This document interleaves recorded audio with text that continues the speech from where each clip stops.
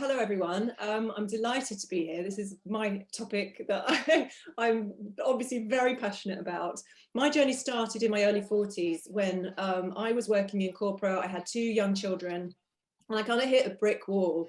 I didn't know what was happening to me. I had massive brain fog, really low mood. I had no energy, literally from start to finish. The day was like walking through treacle. And this wasn't like me. I didn't know what was going on in my own body. And my kids were, I was really snappy with them. I was pretty miserable to be around, to be honest. And I went to my doctor and I said, look, I don't know what's wrong with me. I've hit 40 and I don't know what's going on. And I'm really struggling to function. And he gave me a prescription for Prozac, which was the antidepressant of the day. And I looked at it and I thought, wow, I don't understand this. I don't feel like it's depression. I don't have any in my family and it doesn't feel like that. Instinctively, I kind of thought it wasn't that, but I didn't really know anything about health or hormones or what was happening to me. Luckily for me, I had my dad in my life who was a hormone doctor. So I rang him up because I didn't really know what that was at the time. I rang him and I said, look, Dad, I need to go on these antidepressants. And I said, do you think that's right? And he goes, no, Nick, you're 42. It'll be your hormones. And I said, what do you mean my hormones? And he said, well, you're in perimenopause. And I said, what? What on earth did you just say? Did you say menopause? That surely happens when you're old and grey. And he goes, no. You just haven't been taught what goes on in your own body. So he explained what the perimenopause was and what was happening to my hormones. I didn't have a clue. No one had taught me this at school. No one had told me this was going to happen to me. And I thought at 42, this was just not going to happen. Anyway, so he taught me what was happening. So I got that education piece and he taught me actually how I needed to be looking after my hormones in a different way than I had been doing, which was all the wrong things. So once I'd started to make some changes in my life, just diet, lifestyle, supplements, within a few weeks, I started to feel so much better. The brain fog lifted, my energy came back. I started to get my old self back. And I thought, wow, this is really powerful. And then I just suddenly got a little bit obsessed around, what these hormone things were. And it was much more interesting than the job that I was doing in corporate.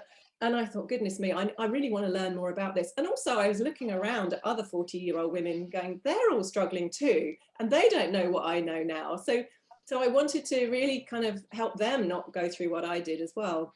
So I went back to college. I gave up my very lucrative job to go back to college and study for 4 years, nutrition and hormones. And that was, we've now been running as a business for 7 years. So we've been treating and helping women get through those perimenopausal years, come out fitter, stronger, healthier, happier, through natural solutions, but also looking at getting them on the right form of HRT, working with doctors, but also really doing in-depth testing, which is what's helped us to really get to the bottom of what actually their problem is, because every single woman is unique. So I've had a big transformational turnaround through this menopause journey.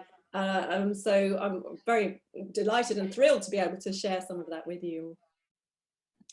Thank you. And we're so glad that you're here because Nikki, I've spoken to you before on our podcast. I have. And I think a lot of people will really, really relate to what you say about how you came across the perimenopause and also being offered antidepressants and being told it's your lifestyle, you're stressed, you have children, you're juggling a lot. So thank you for sharing that with us. And Jo, perhaps you could tell us a bit more about your journey. Yeah, I mean, very like Nikki, I didn't know what was happening. And mine really started one day in the supermarket in Tesco's in Skipton when I just burst into tears in the biscuit aisle. And I just remember looking at the chocolate hobnobs and thinking, how did my life get to this? I was literally crying in the supermarket. And I must add, I've cried in most supermarkets going through the menopause. And I was just tired and overwhelmed. I wasn't sleeping. My body ached. I thought for about 3 years that I was coming down with flu about 2 or 3 times a week. So my body would ache, I'd have headaches. I'm a single mum, my boys were teenagers, I was 48 at the time. And I'd say to the boys, I'm really sorry, but I think I'm getting flu. I'm going to have to go to bed early. And then the next morning I'd be fine. I was like, well, that was a 12-hour flu. But obviously there were symptoms of the perimenopause and I had no idea what was going on. So after the moment that I was, crying in the supermarket, a friend asked me how much exercise I did. She didn't mention the menopause. She just said, look, it might help you with your stress, because both my parents were going through chemotherapy at the time. And within a couple of weeks of using this very old indoor rowing machine that she gave me, I was starting to sleep. And so I started to look at different ways that exercise was helping me. And after about so this was about I'm 57 now, so this was about 8-9 years ago, I started seeing things on social media. Actually, that's literally where I got my information from. And I started realizing there was this thing called the perimenopause. And I was like, yeah, I have achy joints, itchy legs, tinnitus, twitchy eye, low mood. And I just started, putting these things together backwards. My dad isn't a hormone doctor, so I didn't ask him. And my mum subsequently died, so I didn't ask her. And so then I just started exercising, going back to things that I enjoyed as a child, like swimming in the sea, like bodyboarding, took up paddleboarding, and then just sort of did all these little things and just pieced it all together. So currently I have a podcast about paddleboarding. I write about paddleboarding.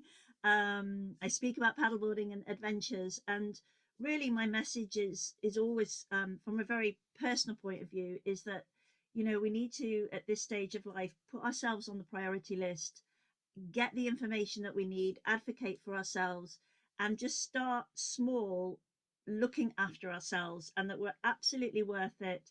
And it's really important that we carve out that time to look after ourselves when there are so many things that we're juggling. So that's my experience from crying in supermarkets. And a couple of years ago, no, 3 years ago now, I paddled coast to coast. And that journey really just exemplified that sort of tearful mum who didn't know what was going on to having a moment of triumph paddling coast to coast on my paddleboard. That's wonderful. And one of the reasons for both of you that I wanted you to come on today is because when a lot of us start to talk about our perimenopause or menopausal story, I guess, it can often start with confusion and misdiagnosis and feeling quite alone and like we're not fully ourselves. And sometimes the story can get stuck there in that moment of suffering. And what I want to do today is really talk about how both of you have moved through that, but also your kind of positive advice for people who are either thinking about that time of their life or are going through the perimenopause and menopause. And you both come from quite different sides of that conversation. So I'm going to start a poll just now to ask people to, if I could get people to fill that in so we can understand a bit more about why people are coming to this conversation.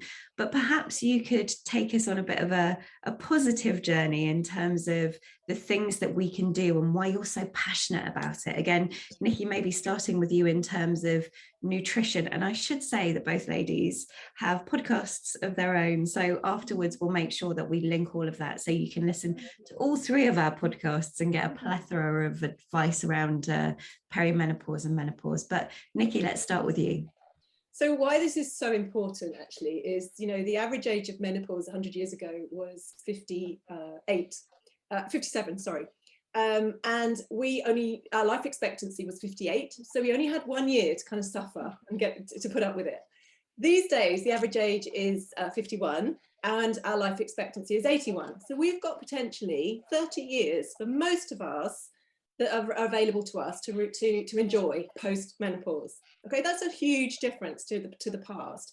And that means that we have to really proactively start to look after ourselves. Just as Jo was saying, we need to be putting ourselves first for a change. And this is the ideal time to do that because maybe the kids have gone away, maybe you've got a career change, or you're looking to do something different in this phase of your life. It is a time that we need to be putting ourselves first. And for that, we need to be really, really proactively looking after our health, because really we want to stay out of the medical system as much as we possibly can, right? Because once you're in there, it's a never-ending circle for a lot of people of going round and round. So, we want to avoid those chronic conditions and really look after ourselves. And the only way to do that, one of the ways to do that is through diet, lifestyle, and looking after ourselves properly. So I have a sort of, that starts with your hormones as a woman. If you get your hormone control and balance right, then everything else tends to fall into place, because hormones don't just look after our monthly cycle and pregnancy and menopause. Hormones dictate everything in the body. They're our little chemical messengers. They go around to every single cell in the body. So they control everything we do, from our brain function right down to how itchy our legs are, or our digestion, our immune system. how our heart functions, our lungs, our appetite, our sleep, everything is run by hormones. And we really don't quite understand the extent of that, because there's over 100 of them running around the body. So once we understand that hormone health is really central, especially as a woman, because they change so much, if we can get that right, and we're looking after what I call our feisty four hormones, which are cortisol, insulin, thyroid, and estrogen, all of those are like really controlling the way we look, feel, think, and perform. So if we can get those right and know what they do and roughly how to look after them, then we're sort of almost there, really. And we can ride those menopausal changes much, much easier and come out the other side really thriving and not just getting by, because that's what we really want women. My passion is for women to thrive so that they can be the best versions of themselves, but also be, you know, role models to the future generations. And that's really my passion, is how do we change that direction that we're going with health and really get everybody feeling better. So it starts with the women, I think, because they are the hub of everything, and they tend to influence everyone else. And you know, if we can get women performing at their best and being role models for that, then you know what a different world it would be if we could influence the health of future generations. So for me, it's about looking after practically. I have a 4-step code: eat, rest, cleanse, and move. And of course, move, we're talking about movement today, which is a key pillar in my little code. But, you know, you have to get the others right as well. It's a jigsaw. We have to get all these little pieces, you know, do as much as we can. And these little things, and some of them may be tiny, but they all add up to a more healthy version of you. And, you know, getting the nutrition right, resting as much as possible. And that means getting enough sleep, but also switching off that stress response and that cortisol, because if you're stressed, none of your hormones are going to work properly. Cortisol has such a dominant effect on all your other hormones that none of them are going to be optimal if you're stressed out. So if that's where you are right now, that's the one you need to focus on.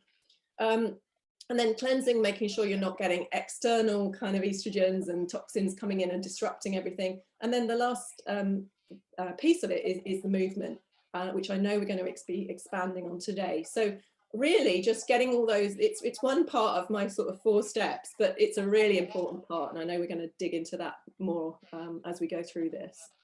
We absolutely are, and those 4 steps are so important. And you know, knowledge is power, and it's definitely a good thing to do, to listen and read about the perimenopause and menopause. And you have a book, Happy Hormones for Life. I have, it's right here on my desk. I always carry it in case anyone asks me about it, right? It's just here. It's just been updated, actually, because I did write it in 2017, but I've updated it with all the latest on HRT and all the latest kind of information, because this field changes, you know, every single day. There's new news and new things happening. So well, I have to say it's one of the ways in which I determined, and we'll come to kind of determining what's going on with yourself, that I was approaching, well, I was in perimenopause, was reading through that. And because some of the symptoms, again, we've got some questions, can mirror other symptoms, you can start to feel like you might be, I felt like I was losing my mind. So actually reading your book and going on your website and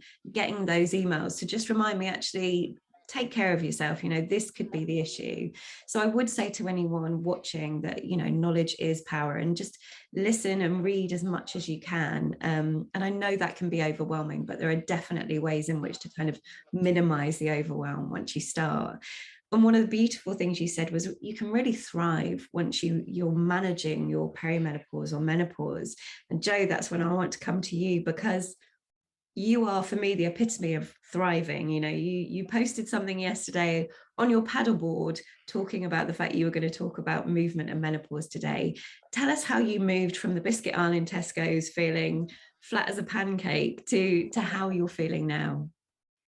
It was thank you, Lucy, that's so kind. It was just a series of being curious about what was happening. Like Nikki, I have experienced depression, and so I never thought I was depressed when these things were happening, because I knew it was a different feeling. There was that sense of, I've always lived with anxiety, it's my default position, but I knew that this was different. I just didn't know what it was. So for me, I think it was, first of all, was curiosity and learning. And nowadays, you know, Davina McCall and, you know, all these women talk about it, and it's, you know, I've talked about it in all sorts of situations, but even just 8 years ago, it was still a bit hush hush. So it was the curiosity, learning, getting books, going on websites, and looking at this list of, I think, 34 symptoms. Nikki will correct me, and literally the itchy legs, the tinnitus, and realizing I was experiencing most of them. Now I have cold flushes, so I've never had a hot flush. So at first that threw me, because I was like, oh, I haven't had a hot flush. That's what I thought the menopause was.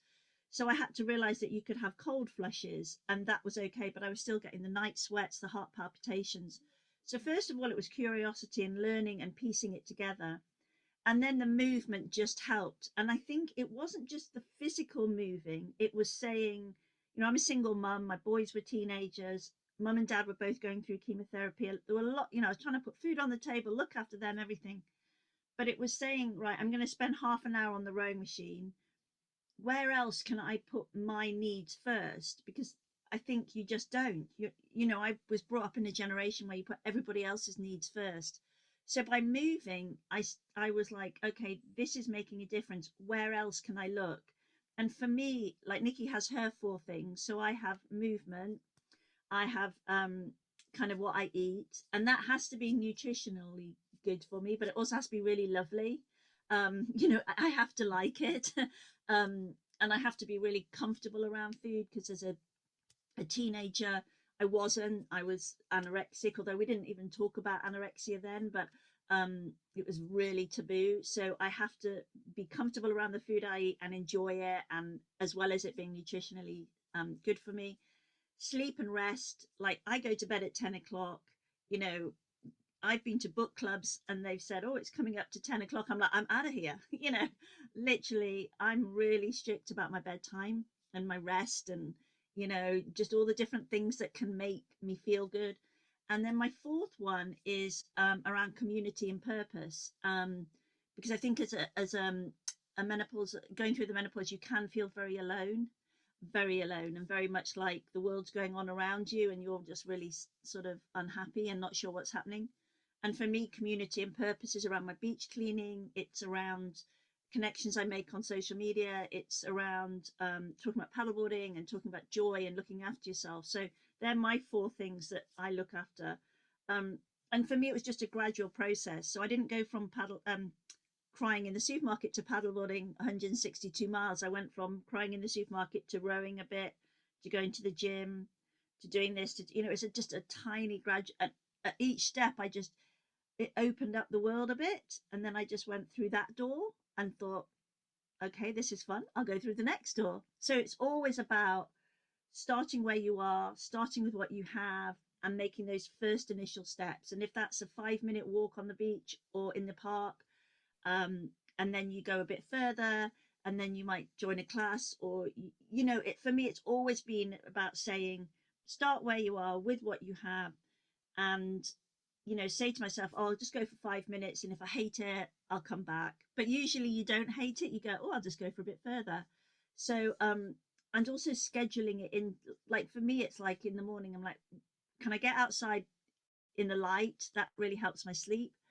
And what am I doing for myself today, and scheduling that in? Where can I find that time, even if it's just walking up a hill? Like where I am at the moment, there's a very steep hill, and now I just think, if I can just walk up that hill 5 times, my heart is like going it's so good for my heart health. It's like a straight uphill. But it's just like saying, where can I fit that time into my schedule? Because I know I'm doing something for me, and it's for me today, but it's also for me tomorrow, and the me in 20 years. So I'm 57, I'm postmenopausal. It really, really, really does get better. I promise you, it really does. It can get better with the right help and the right things in place. But I'm thinking about like the 76-year-old me, I want to do stuff so that she can go bodyboarding and paddleboarding. And if I walk up the hill today, then maybe at 76, 77, I'll still be walking up hills. So there's that sense of looking after me today and looking after me of the future. And just taking it day by day, step by step, but knowing that I'm important enough to do that, which sometimes is the hardest bit to grasp, really. And both of you have really touched upon that, putting yourself first, that you do have to create time and space to look after yourself in order to navigate this time. And I should just say that we are talking about midlife majoritively, but some people will encounter perimenopause and menopause earlier in life, and definitely everything that we're saying applies, and there will be information on Nikki's website, on other websites about negotiating early menopause. But I just wanted to pause for a second and reflect on some of the chat that's coming through, because it's wonderful. People are saying hello to each other and sharing what's happening for them. So somebody has said, I find that so many of the women I work with know nothing about the menopause. One lady was convinced she had cancer because her periods were irregular. And then we've had a couple of people saying, when I had really itchy skin, doctors never once suggested that it was perimenopause. Really interested in cold flushes, would love to connect offline and share information with my hot topic group at work. That's great. We'll send information afterwards about everybody who is on this call today. So already we're starting to see that there are themes coming out, and we've got some questions that will pop to the end. But somebody just asserting, yes, self-care is so important. As women, we're so busy looking after everyone else, it's hard to find time for ourselves. And I think that's probably a bit of a universal truth there. In terms of why people are on this call today and why you've joined, 34%, 33% are interested about learning more about perimenopause and menopause. 52 of you are perimenopausal or menopausal. 10% are watching to understand how they might be affected in the future, and 5% is either watching so I can better support a loved one or other. So thank you for sharing that with us. It's just good to know. It's good to know what you're hoping to get from today, and we will obviously follow up with information that might help you in the future. So end that poll. And we're going to move on to talking about movement and why movement is so important during the menopause. So, Nikki, could you tell us a bit physically what's happening with our bodies and why movement is so important for that, and perhaps the changes that might make movement more necessary but also difficult in some circumstances? Yeah, absolutely. So perimenopause, actually, you know, the doctors say it's a few years before menopause. Actually, it can start in your mid-30s. So we've all got to be aware of, or earlier, depending on what you are. But generally, it's your mid-30s when your ovaries your eggs start to run out, and you might skip a few ovulations. And this is where the hormones start to change and fluctuate, particularly estrogen and progesterone, but, you know, other hormones as well. Depending on your situation. So it can really start that early. So when I was 42 and my dad said that to me, I didn't have a clue that perimenopause could start that early. For me, I was still young, you know, my periods were still regular. It wasn't even a thought in my mind. So I think a lot of women, because we don't get taught this at school, and it is being taught now in secondary school, menopause, so hopefully we'll be more the future generations will be more informed as they get to this stage. But you know, those if you're under 40 or even in your early 40s, if you're not sure you're in perimenopause, you don't need a blood test to tell you you're in perimenopause, because you are basically. Your hormones will be starting to change, even if it's very, very gradual. And sometimes it's gradual, sometimes it's a bit quicker for some people. So at that time, your estrogen is kind of starting to fluctuate because you may not ovulate every month, and your progesterone is starting to decline because you only produce progesterone when you ovulate. So if you're skipping ovulation, that progesterone goes down quite rapidly. So it's that estrogen fluctuation plus the lower progesterone that can cause quite a few of your symptoms. At the same time, midlife women tend to have more stress going on. Oh gosh, especially at the moment, my goodness, how much stress is there around at the moment? But, you know, we may have more responsibility at work, we may have relationship issues, aging parents, aging kids, like in the teenage years or younger. There's so much that we're dealing with at that stage that cortisol tends to be quite high as well. And when you've got higher levels of cortisol running around the body and adrenaline, it makes that sex hormone fluctuation just kind of worse. It can make it more turbulent. And I've, in my years experience of running a clinic with women going through this, I am absolutely convinced that the more stress they have going on, the worse their symptoms tend to be. So I don't have any studies to back that up. It's just anecdotally what I see. The more stressed people are, generally the worst journey they're going to have through that perimenopausal period. Now, you know, so if that is you and you're having a lot of symptoms and you think it might be kind of stress related, then that's the thing that you have to focus on. In terms of movement, there are so many benefits for your hormones. So as well as, doing all those other things, we obviously need to move our bodies. We need to get our nutrients and oxygens to every single cell in the body. And to do that, we need the blood to be flowing. So you've got to be moving to do that.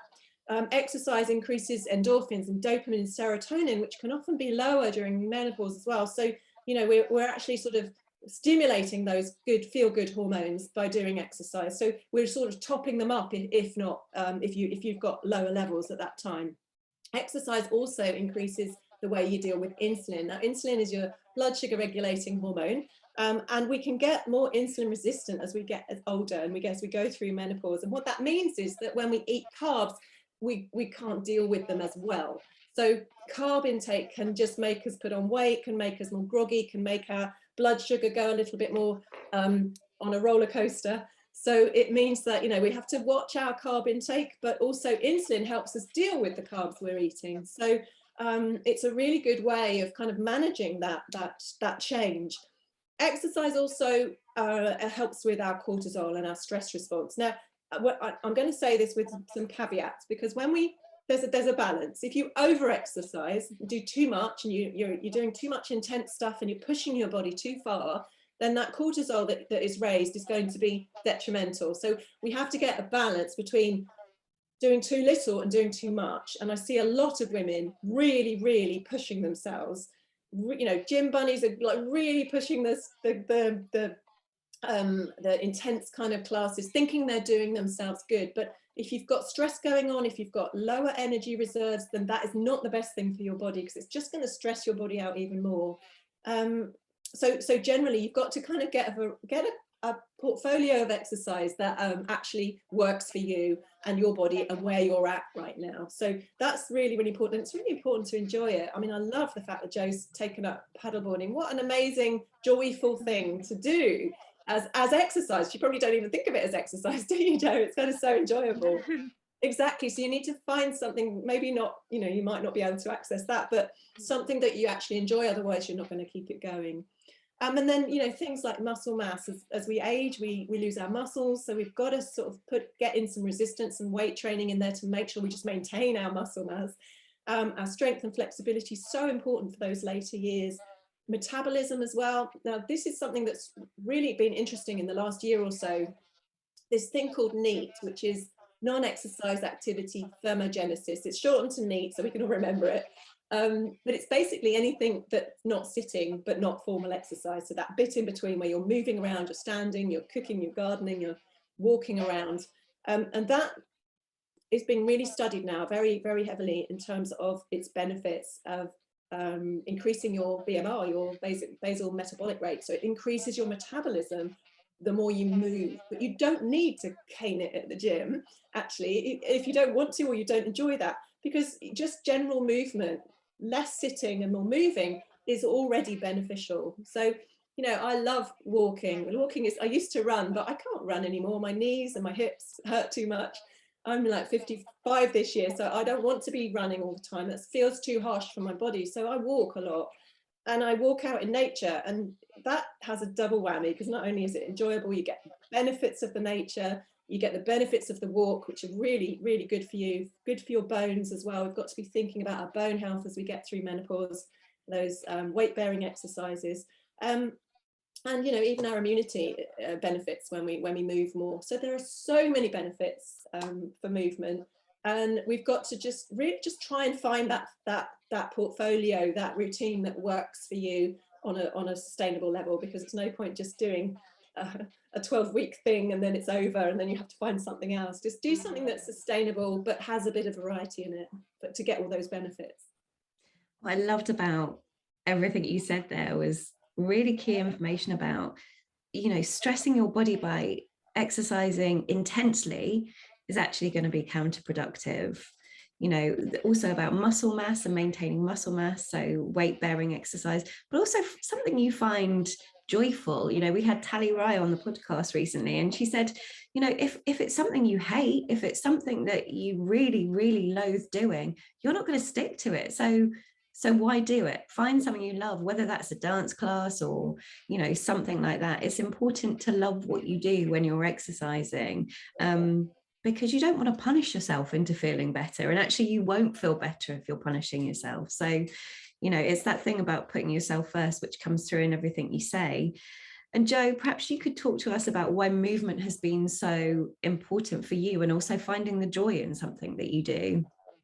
Yeah, so for me, it has to be joyful, because I grew up, perhaps like yourselves, thinking that exercise was just a punishment for what you ate, and also that exercise was either being competitive or losing weight. And I'm not a competitive person, and I didn't want to go down the losing weight route. I did that as a young woman, so it had to be about joy. And I think I just realized. That exercise has such a huge impact on my anxiety. But also, when my mum died, I was just laden with grief. And I actually I rode 1,000,000 meters on an indoor rowing machine in a marathon and 2 half marathons to raise money for Macmillan Cancer. And what I realized was that my body was sort of, I was what, 50? Yeah. So I rode the marathon just before my 50th. My body was just full of a lot of grief, obviously my mum dying, but also my divorce, my miscarriages, and I just held that grief in. And what I sort of see movement did was just going backwards and forwards. It was like it released, sounds a bit woo woo, but it released that grief out of my bones, and I just exhaled it. And I started to realize that movement wasn't just the physical stuff that I thought it was as a child and as a young woman, but it was about that mental capacity. Like, I think when you move, I read a book called The Joy of Movement, and another book, and that's Kelly McGonigal, and another book called Move by Caroline Williams, about the body mind connection. And when you move, your body makes these little things called like hope molecules. So the more you move, the more hopeful you are, which I think is something we really need right now. We all need a lot of hope, I think. And so I just started to look at, well, what makes me feel good? And as Nikki said, having variety. So I love walking, and I love walking outside, and I love a little saunter, but I also really love this whole walking up a hill thing, because it makes me think I don't feel quite as grim as I did a couple of weeks ago when I walked up this hill. I can breathe a little more now. Um, but then bone strength is really important. My mum had osteoporosis before she died, so I know bone strength is important. But what I do is say, well, if I look after my strength and my muscle mass, I can carry my paddleboard more easily.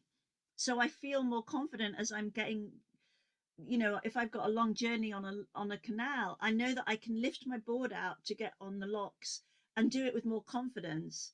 I know that if I look after my flexibility, which is something I'm really, really trying to do, that's my big thing for this year, is to be more flexible, then I will be able to lift it out and not feel achy the next day. So it's kind of functional movement and joy and fitting it all in, um, and trying stuff. I think that's the thing. Like Nikki said, people go on and think, well, I've got to go to the gym and I've got to hit this class. And you may have worries about going to the gym and things like that anyway. But try it. And if it doesn't work for you, try something else. There's no rule saying that you have to keep doing the thing that everybody else is doing. Like Nikki, running is, I like it, but I wouldn't say it was my big thing. But what I do is, if I'm walking, I then might say, right, I'm going to have my own hit session. So I'm just going to run really quickly, as fast as my little legs can carry me, and then I'll stop walking again. So I've, raised my levels and done that, and thought, okay, that wasn't so bad. But if I'd made myself run the whole thing, I might have thought, oh, that wasn't fun. But by saying, just run your little heart out, so I do, I'm like, like a little girl, and then I go, oh, that was fun, and then I go back to walking again. And it's just adding these little things into your life so that you, a, you enjoy it, and b, it becomes part of your life. It's who like, for example, on Friday my dad's having an operation, so I'll be at the hospital. And so I could either just spend the whole time sitting in the car, or wherever they'll allow me to be, just flicking on my phone, worrying. Or, and it's not a great location because we went to it yesterday, I could go for a walk. And I'm thinking, I'll just go for a walk. I'll pick up some litter, I'll go for a walk. That will ease my stress of worrying about my dad. and I'll have got some steps in, and I've had some fresh air, and I won't just have doom scrolled on my phone. And so that's my plan for Friday. I'm not going to be out on the sea paddleboarding. I'm not going to be having a beautiful time on the canal. It's I'm walking around a hospital car park, but at least I'll be doing something that will calm me. And it's, I've learned so much from Nikki about that calm, de-stressing, and what that can do to help your sleep and everything else. So yeah, just find little ways and fit them into your life, but look at your bone, your flexibility, your heart health, and think not just me today, doing it for that me in 10 years and 20 years, because we need to look after her too. We need to look after her so that, whatever our life situation is, whether we're single, married, widowed, whatever, we can look after ourselves, and that is very reassuring. I love that, Jo. I love that, Jo. And like I said, staying out of the system where we can, just living a healthy, I want to get to a good old age and then pass away in my sleep and not have to be a burden or have to worry about all of that stuff. And doing this now will hopefully enable that to happen, or be more likely anyway. Yeah. The other thing I like to do, as you mentioned, the walking and having that sort of, what can I do to kind of keep that movement going? And I have a little rule. I live in London, so whenever I see an escalator, I have a rule. I set myself a rule. I cannot stand still on the escalator. I have to walk up the side. And it's like, if I don't do it, I feel, oh no, that's my rule. I feel really bad. I feel really guilty now. I've got to get this. I've got to walk. And it's sort of like you kind of get used to it. It's like getting up and brushing your teeth. You get to an escalator, you're walking up, you get to the point where you don't even think about it. And at the top of some of those long escalators, I am really breathing heavily. But you get over that pretty quick. And the more you do stuff like that, the fitter you get. And so and also making it fun, just going for a walk and listening to some music on your phone. What a joyful time that is, listening to a favorite playlist while you're walking, or a podcast that you love to listen to, is, you're walking, you're moving your body, but you're also kind of nourishing your mind as well, which is a double whammy, and you're getting some nature too. So I do that when I go. I don't often go to London, and it does seem like an age since I did, but whenever I go on the tube and I think, right, I'm going to get to the top, and then I'm halfway through and all these people are on the escalator, and I'm going, I'm doing this for middle-aged women. I'm doing this for middle-aged women. I may be dying inside right now, but I'm showing them, there's somewhere there's steps, like thousands of steps. I don't know if it's Covent Garden or something. I'm doing this. Covent Garden. I mean, Covent Garden once a day, you'd be very fit. I love the idea of incorporating something in every day and also keeping it fun, that's not always possible, but where it is possible to kind of have that, mixing it up, keeping it fun, trying not to get into such a routine that it feels like it's something that you have to do every day and it becomes monotonous. We've got so many comments here. It's really beautiful to just see people sharing their own experiences, and we will do the Q&A at the end. Some really lovely insights. Walking, I now do 30 minutes of physio resistance training with the smallest weights, and I really enjoy that. People talking about fundraising, walking with their dogs in nature. I mean, we're going to come on to that kind of thing. Later on, someone has said that they absolutely love your podcast, Jo, and they've mentioned your film Brave Enough, which we'll talk about and I will share in the article. I'm keen that we get around to talking about everything we promised to, and I'm sorry if the poll kept on popping up. I was trying to work it out a minute ago.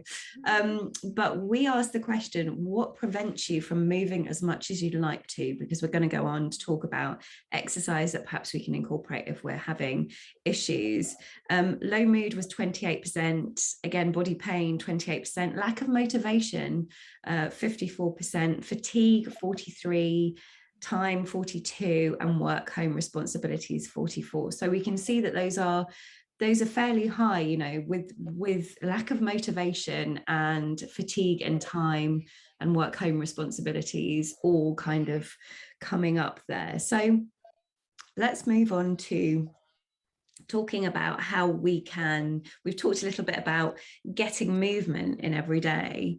I'm going to launch another poll in a moment about what you like to do, but in terms of moving for mood, taking on board what people are saying about lack of motivation, fatigue, time. I mean, for me, very honestly, it was body pain. So I was experiencing a lot of joint ache, specifically in my hips and my shoulders and my back, my toes. At one point, it was my hands as well. So the idea of moving and doing anything that could cause any more pain at all, it just wasn't something I wanted to do. So I started to swim regularly, because swimming for me, firstly, I can't think when I swim because I'm trying to stay afloat and keep going in the lane. But also I felt very limber afterwards, and I tried wild swimming, and the shock of the cold, there was a beautiful absence of pain for a couple of hours afterwards.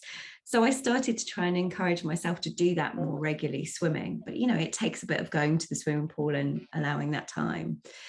Can you both share your ideas for people who are lacking motivation, time, or they're feeling fatigue? Let's really concentrate on fatigue because it's such a huge thing.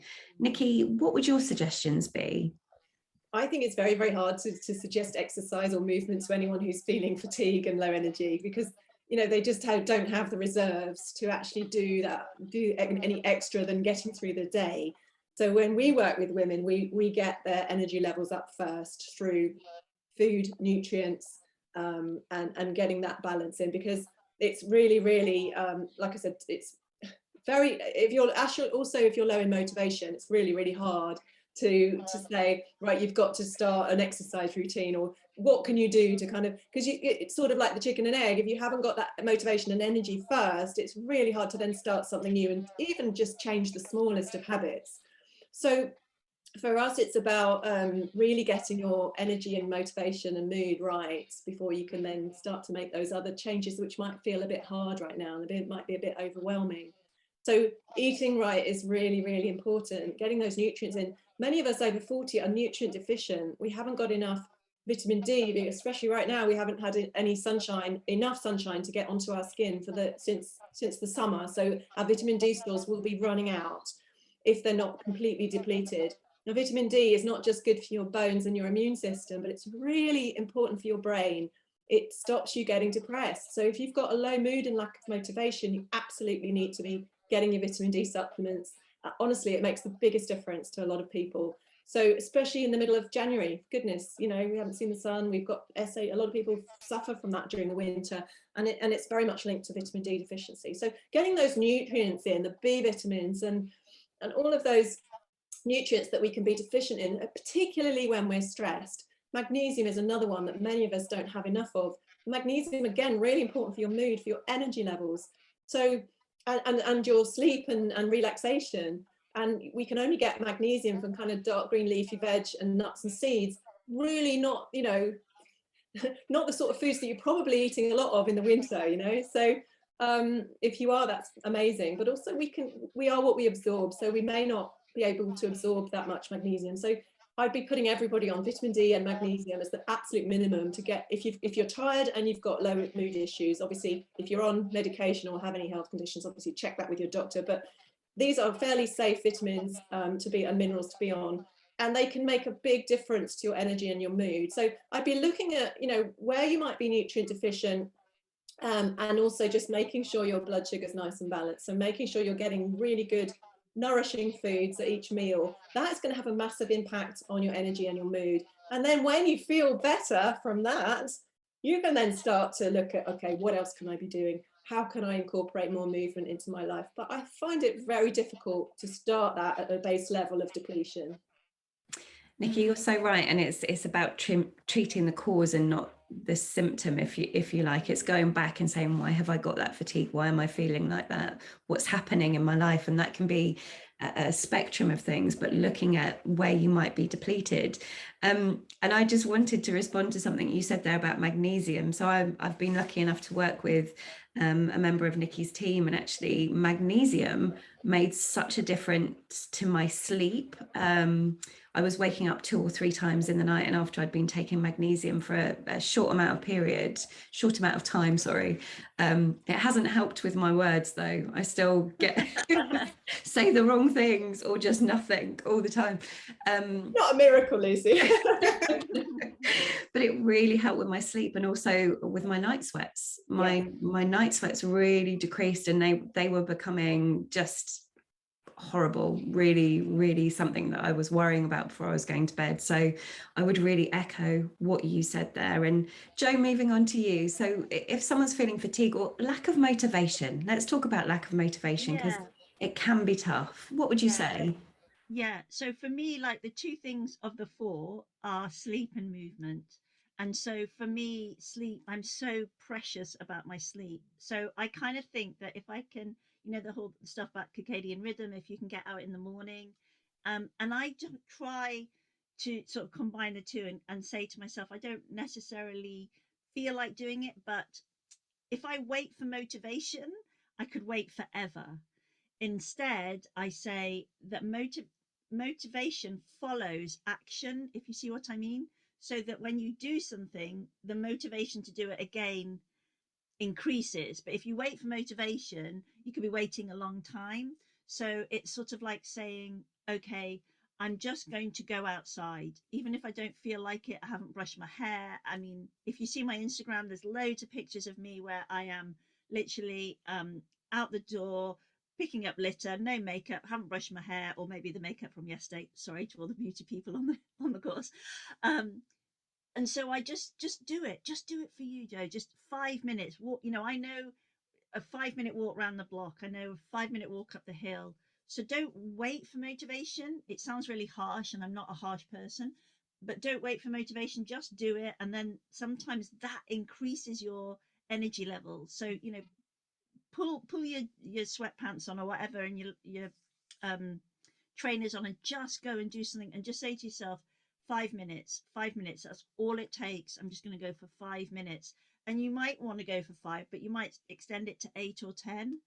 But I know those days when I wasn't sleeping, where I've got night sweats, heart palpitations, anxiety, the world is just, I don't know if anybody else goes through this. You wake up and for about 2 minutes it's all okay, and then you go, oh, and the pressure of anxiety just weighs on your chest, and you don't want to move, and you just think, oh, I've got so much to do and I don't know if I can do it. And what about that thing I said in 1976? I'm still worrying about it now, um, I have moments like that, and then I just literally say, all you need to do, Jo, is pull the duvet off.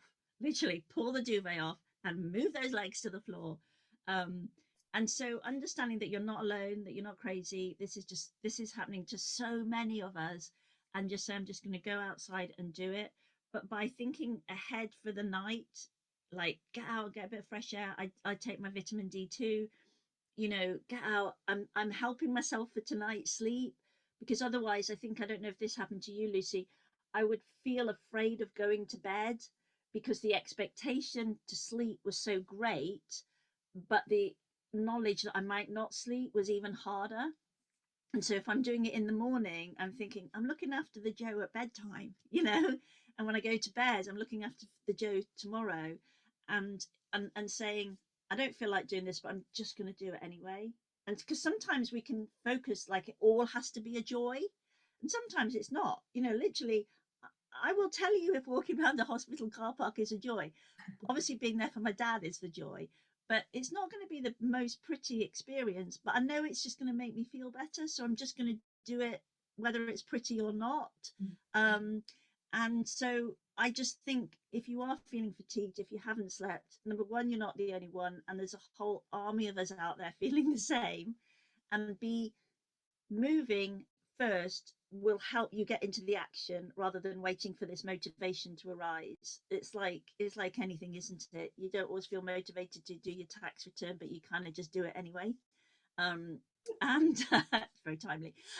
And so just know that you're not alone, and just do something, and then say, if I just still don't feel like it after 5 minutes, I'll stop. But you'll have done 5 minutes, and that's a start. That's a few thousand steps, not a few thousand. That's a few hundred steps. So Does that make sense? I hope so. Absolutely does. It really does. And that kind of I've been listening to, while I've been walking, on Audible, Atomic Habits by James Yeah. Clear, I think it is. And he Yeah. talks about just 2 minutes, just 2 minutes. And now it's become a mantra for me, just 2 minutes. Yeah. Just the next 2 minutes. Don't think too far ahead. Just do 2 minutes. You know, if I'm procrastinating about writing, which is quite often, just do 2 minutes and then another 2 minutes. And I find I get the flow. Now we've got 10 minutes left and we've got so many questions on here. It's really wonderful. Thank you everyone for sharing your tips with each other. It's just great to see what people are talking about. Magnesium is coming up an awful lot, and I don't think we'll be able to cover all of this in this session. I would suggest that you check out Nikki, but Nikki, people have asked if there's a specific dosage of magnesium, and I know not all supplements are created equal. So is there anything you would say about that? Yeah, magnesium is a tricky one actually, because there's so many different forms of magnesium. What you really want to avoid is the magnesium oxide, which is kind of the cheap one that they often sell in kind of chemists and supermarkets and things. What we need to be looking for is either citrate or glycinate. Glycinate, particularly before bed if you have trouble sleeping, because it's got glycine in, which helps with the sleep. So you really want to be looking at, anything from 300 to 400 milligrams is really a sort of typical standard dose. And citrate, it particularly is good if you've got if you're a little bit blocked in the bowel, because it helps to move things through. So if you've got looser stools, then you want to be avoiding citrate, because that will make that worse, and go for the glycinate. But magnesium, I've got a blog on this. If you go to happyhormonesforlife.com, type in the search bar magnesium, it'll tell you all the things you need magnesium for and all the different forms, because there's many different ones, and obviously too much to go into now, but please go and have a look at that and you'll get all the answers you want. So I'm going to try and go through a few of the questions. I've just launched a final poll. I'm very aware, Nikki, you have clinic this afternoon, don't you? So I'm being very aware that we will have to finish. So apologies if this ends ungraciously, but I'd love to get through as many of the questions before 1 o'clock. So how do you determine if your peri symptoms are due to perimenopause or due to stress? Is there an easy way to do this? Sorry, so is that for me? Yes, sorry. Yeah, sorry. So how to tell whether your symptoms are due to stress or menopause? Really, well, there are lots of crossover symptoms, obviously, because, with cortisol, you can feel anxious, brain fog, you can feel overwhelmed, emotional, low mood, poor sleep, all of these things that can also be caused by the menopausal changes as well. Obviously we like to we test all of these hormones to work out which are the ones causing the different symptoms. But obviously they're on the private market, so it's not available to everybody. But what I would suggest is, just really try if you're reducing that stress and your symptoms aren't improving, then it could be down to something else. And again, I've got, if you go to my website, I've got a hormone quiz on there. You can fill out the quiz and it takes you through all the different symptoms. And then you can kind of look at where you need to focus. And in my book, The Feisty Four, you can look at the 4 hormones and look at the different symptoms. And, if you check those off, you can see which of the hormones it might likely be, because obviously there's a bit of guesswork when symptoms are crossing over. You can only really understand it through testing, but you can get an idea of where you need to focus by looking at the different symptoms for the different hormones. So what I would say is menopause isn't just about estrogen and progesterone. Like I mentioned, there are other hormones that you need to look after as well. So it's not just a case of taking HRT and all your worries are going to be over. It may well be, HRT may be the miracle cure for you if you've got an estrogen progesterone imbalance, but if your thyroid's playing up or your cortisol balance is out or your insulin's not right where it should be, then HRT won't make any difference to that at all, and you still need to look after them. So whether or not you're on HRT, which I fully endorse, by the way, the natural forms of HRT are great, but you still need to look after those other hormones through diet, lifestyle, and potentially supplements. So, because that's just one, those are the 2 hormones out of 100 that you've got going on. That's wonderful. I'm sorry if I'm looking kind of serious. I'm trying to read without my glasses. glasses on and get one final question in, and then after that I'd love you both to share where people can find you, because there are so many questions we're just not going to be able to answer in this. What I will try and do is write an article afterwards to accompany the podcast or the recording, so that people can check out the Q&A at the end of that. So here's an interesting one, which is about antidepressants, and I know it's one that you and I both, Nikki, have been faced with doctors talking about antidepressants. So Claire has said, I already take Teleprom for anxiety, and my GP has said this might help me with the menopause and mean I won't have to take HRT. What's your view on this?